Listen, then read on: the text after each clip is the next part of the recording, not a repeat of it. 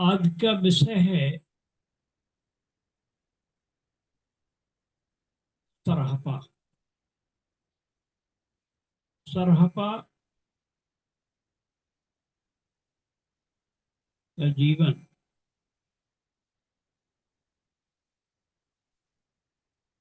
से हम कुछ सीखेंगे। ये जो हमारे ऋषि मुनि हुए हैं, संत हुए हैं, इनका जीवन बड़ा उथल पुथल भरा होता है और इनके जीवन से कुछ न कुछ सीखने को मिलता है। इसलिए आपने देखा होगा, हम लोगों को पढ़ाया जाता है फलाने का जीवन परिचय, फलाने कवि का जीवन परिचय, फलाने। तो वो जीवन परिचय से कुछ सीख मिलती है कि जब इनका जीवन ऐसा रहा, भगवान राम का जीवन, कृष्ण का जीवन, बुद्ध का जीवन, तो उससे पता लगता है कि जब इनके जीवन में इतने दुख और तकलीफ, इतनी पीड़ा रही है, इतने कष्टों से गुजर के इन्होंने कुछ पाया है, तो हमारा जीवन भी इतना आसान नहीं होना चाहिए। हमारा जीवन में भी अगर कष्ट आ रहे हैं, दुख आ रहे हैं, पीड़ा आ रही है, तो कोई वजह होगी। परमात्मा हमको कुछ सीख देना चाहता होगा। ऐसा लेसन मिलता है, इनके जीवन से पाठ मिलता है, सीख मिलती है। तो ऐसा ही एक जीवन है सरहपा का। सरहपा जन्म से एक ब्राह्मण परिवार में पैदा हुए थे।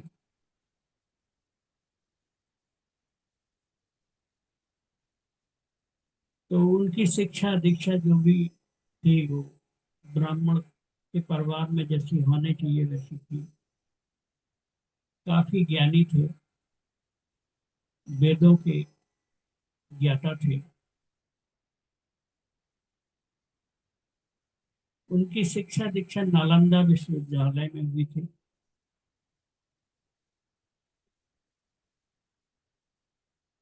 बाद में उन्होंने बौद्ध धर्म अपना लिया था। बौद्ध धर्म में एक हरिभद्र हरिभद्र जी बौद्ध थे, उनके ये शिष्य थे। राहुल सांस्कृतिक में इसकी इसका उल्लेख आता है। मतलब जो बौद्ध धर्म में जो उनके राहुल बेटे थे बौद्ध बुद्ध के, उसके बाद की कड़ी के ये संत हैं, ये बौद्ध भिक्षु हैं।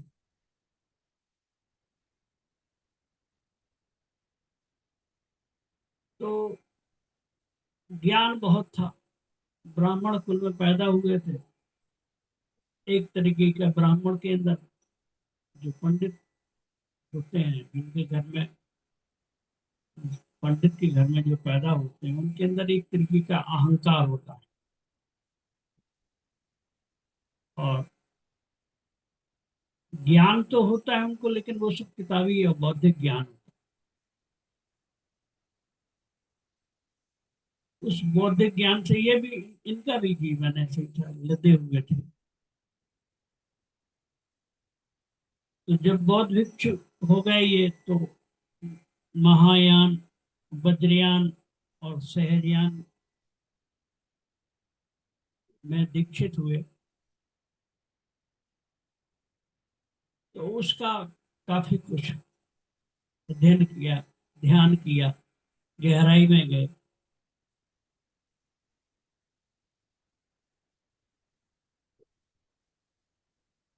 लेकिन जब बहुत साल हो गए, एक दिन ध्यान करते करते उनको एक ध्यान में एक स्त्री दिखाई दी।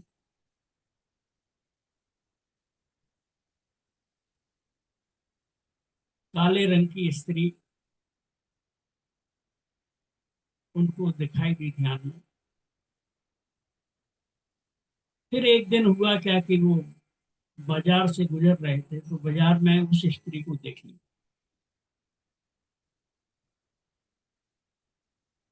जब उस स्त्री को देखा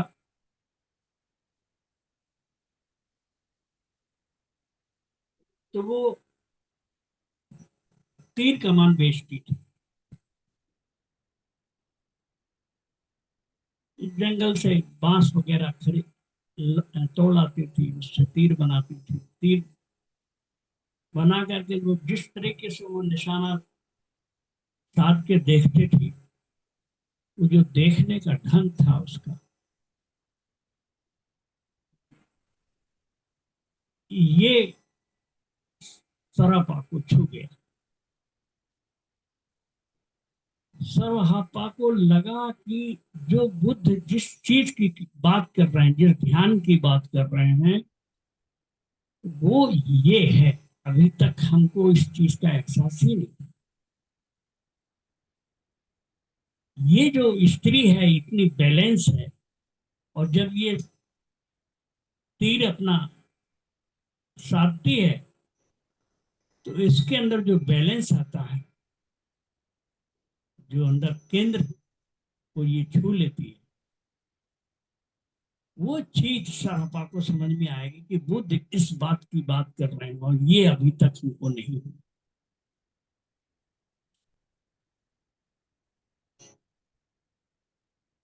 आदिवासी स्त्री थी, उसके पिता पहले तीर कमान बेचते थे, तीर कमान बेचने का काम करते थे। वो पिता के साथ रहती थी। कुछ वर्षों के बाद पिताजी की उसकी मृत्यु हो गई।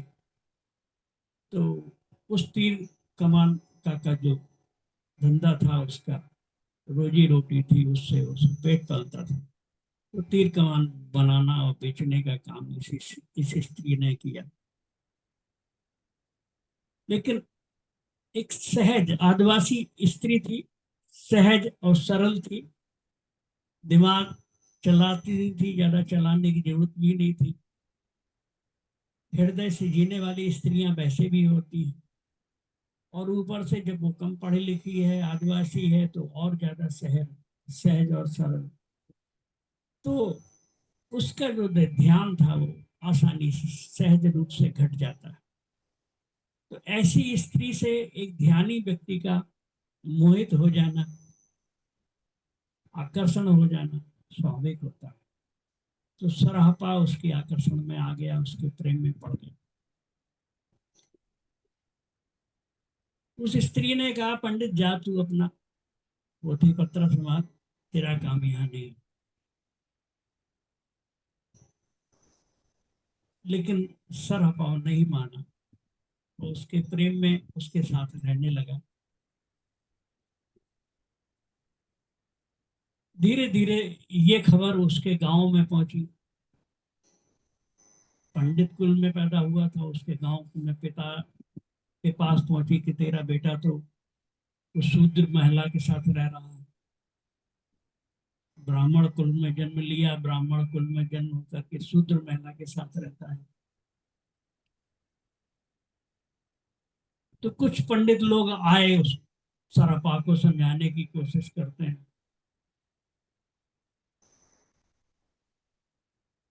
सरापा कहते हैं, तुम अपना ज्ञान अपने पास रखो।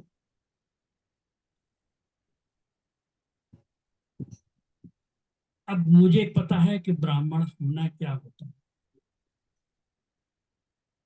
अभी तक हम सिर्फ कुल में पैदा हुए थे ब्राह्मण, लेकिन इस स्त्री के साथ रह करके जो आनंद और सहजता की अनुभूति हुई, जिस ब्रह्म का ज्ञान हुआ है, जिस ब्रह्म में रहना सीख लिया है, अब मैं महसूस कर रहा हूं कि अब मैं ब्राह्मण हुआ। अभी तक मैं ब्राह्मण नहीं था। वो सभी कहते हैं इस चीज को, ब्रह्म जानाति ते ब्राह्मण। जो ब्रह्म में जीता है वही ब्राह्मण है। किसी कुल में पैदा हो जाने से कोई ब्राह्मण नहीं हो जाता। शूद्र पैदा तो सभी शूद्र होते हैं, जन्म से तो सभी शूद्र होते हैं। ब्राह्मणत्व तो उसको पैदा करना होता है, ध्यान से, ज्ञान से। ब्राह्मणत्व उपलब्ध है,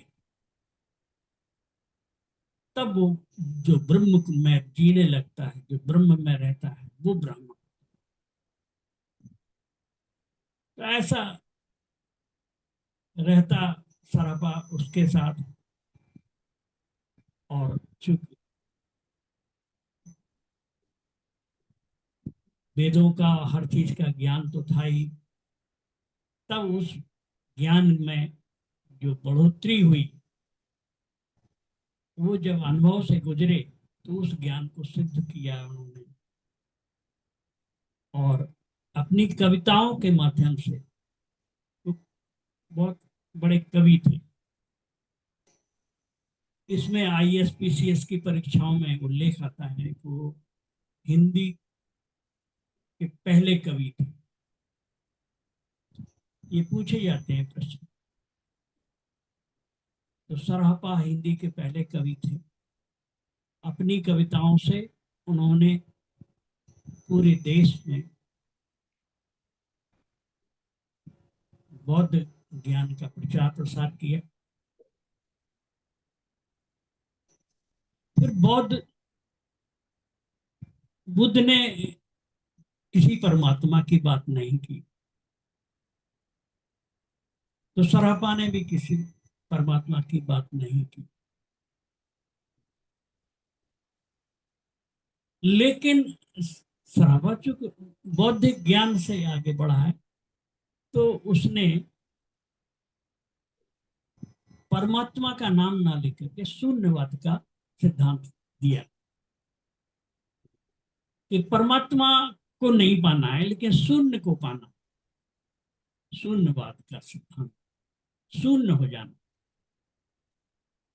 शून्य हो जाना ही उपलब्धि है, ऐसा उन्होंने संदेश दिया समाज में। और इस तरह से सराहपा की बहुत ख्याति हुई। ये सराहपा की कहानी है कि ब्राह्मण कुल में पैदा हो जाना ही ब्राह्मण हो जाना नहीं है। ब्राह्मण को उपलब्ध होने के लिए ध्यान और अपने भीतर जाने की जरूरत है। जब उस शून्यता को उपलब्ध हो जाता है व्यक्ति, उस अस्तित्व में विलीन हो जाता है, तो वो अपने गुण आ जाता है। और वो उसके माध्यम कई हो सकते हैं। ध्यान भी एक माध्यम है, तंत्र भी एक माध्यम है। तो वो जो स्त्री के साथ रहना है, उसकी ऊर्जा, स्त्री की, आदिवासी स्त्री सहज और सरल थी।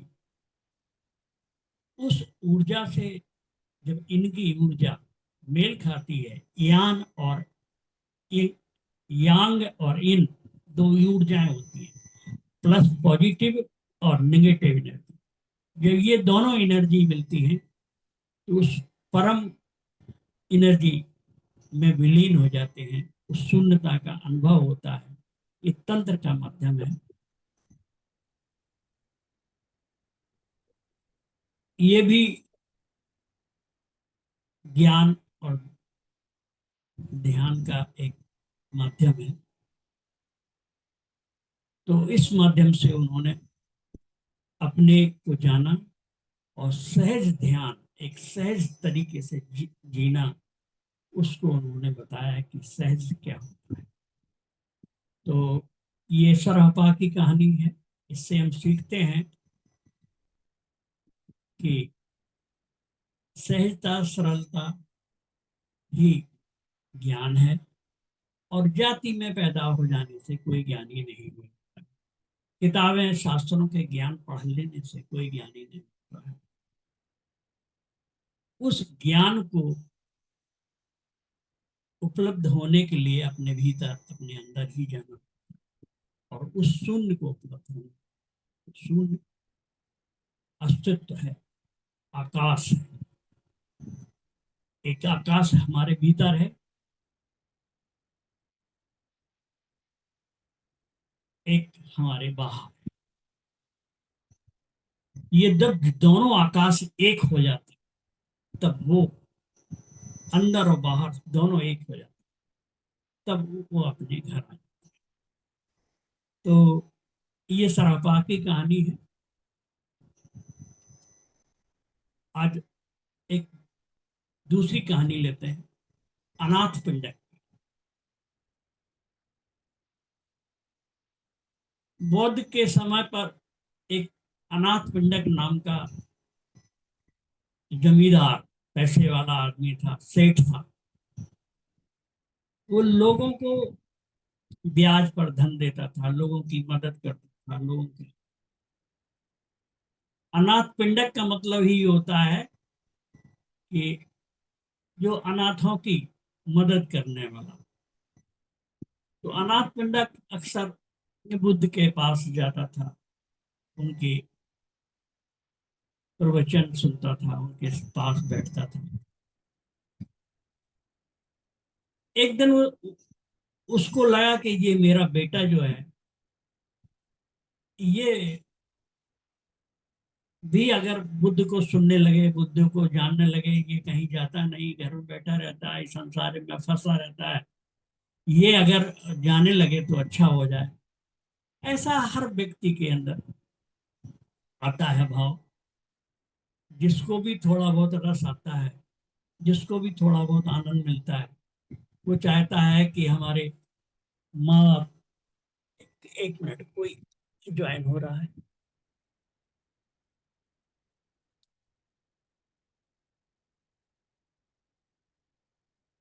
तो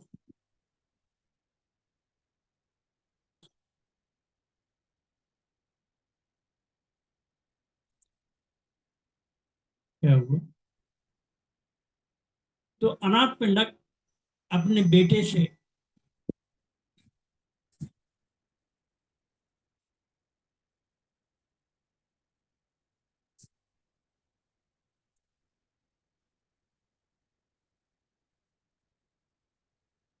अनाथ पिंडक अपने बेटे से कहता है, बुद्ध के पास ज्ञान लेने के लिए जाया करो।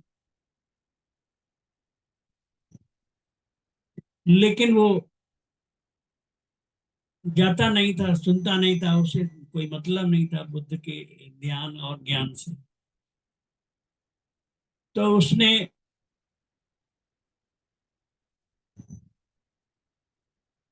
अनाथ पिंडक ने अपने बेटे से कहा, अच्छा तू जा, बुद्ध को के पास, मैं तुमको 100 अशर्फियां दूंगा वहां जाने की। तो बेटा उनका जाता है बुद्ध के यहाँ, किसी तरह से घंटे 2 घंटे जो भी समय लगता है वहां अपना गुजारता है। और गुजारने के बाद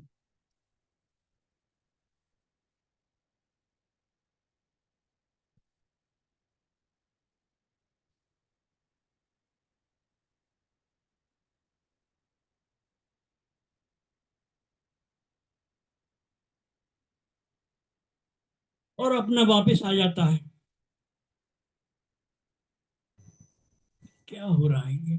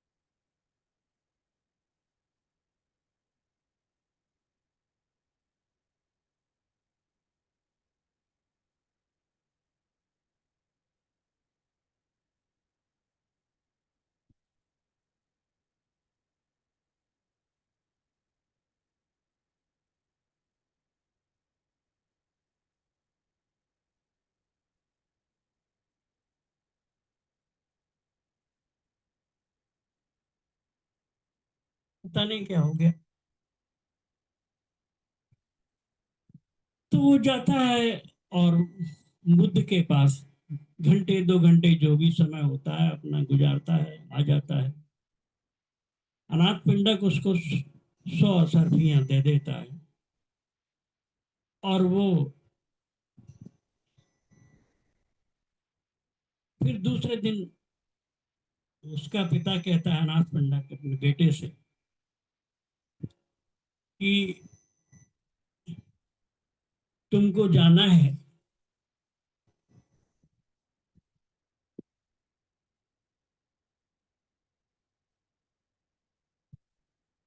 और आज तुमको जाओगे, बुद्ध को सुनोगे और सुनने के बाद हमको बताना कि उन्होंने क्या कहा है। और अगर तुमने बता दिया तो तुमको 1000 असरफियां देंगे। बेटे को लालच आया, पहले दिन 100 असरफी उसको मिली चुकी थी, तो दूसरे दिन वो 1000 असरफी लेने के चक्कर में जाता है, बुद्ध को सुनता है। और सुनते सुनते सुनते सुनते अब चूंकि उसको बताना भी है पिता को, पिता पूछेगा, वो ऐसे मानने वाला नहीं, ऐसे 1000 असरफी देने वाला नहीं। तो एक एक बात को बुद्ध की बड़े गौर से, बड़ी गहराई से सुनता है, उसका मतलब समझता है, क्योंकि मतलब बताना पड़ेगा पिता को। जब पूरा प्रवचन हो जाता है, सुनता है, तो वो बैठा ही रह जाता है। प्रवचन समाप्त हो जाता है। फिर भी लौट के जब घर नहीं पहुंचता है तो पिता भागा भागा आता है, देखता है क्या, तो बेटा वहीं पर बैठा है। तो वो जाके हिलाता है, कहता चलो घर, वो 1000 असफियां नहीं लेनी है तुमको। अनाथ पिंडक ने बोला। तो बेटे ने कहा कि अब तुम 1000 असर की इतनी वो रख लो, और जो 100 जो कल दी थी ये भी ले लो। अब मुझे तुम्हारे असफियों की कोई जरूरत। अब मैं घर वापस नहीं।